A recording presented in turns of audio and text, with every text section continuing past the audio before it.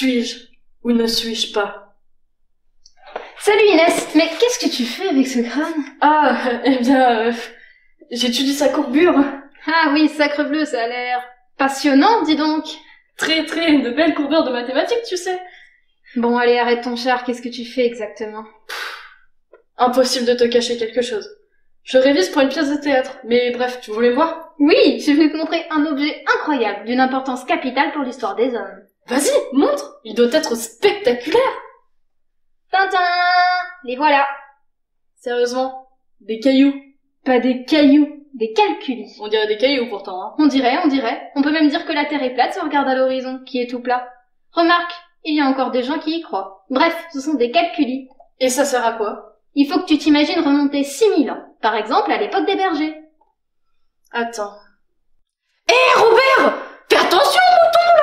Il y en a un qui s'échappe! Ah oui, je m'imagine, hein.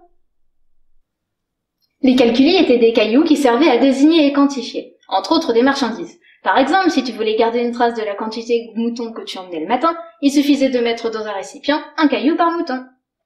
Et j'imagine que le soir, en rentrant, il suffisait de retirer du récipient un caillou par mouton, et s'il restait des cailloux, cela voulait dire qu'il manquait de moutons.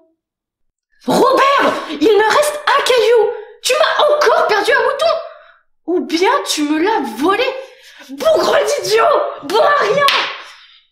Tu as absolument raison. D'ailleurs, en Mésopotamie, les calculis étaient insérés dans une bulle fabriquée en argile.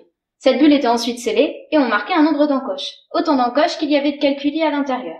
Pour ensuite vérifier la quantité, il fallait briser la bulle et voir si le nombre de calculis et le nombre d'encoches correspondaient.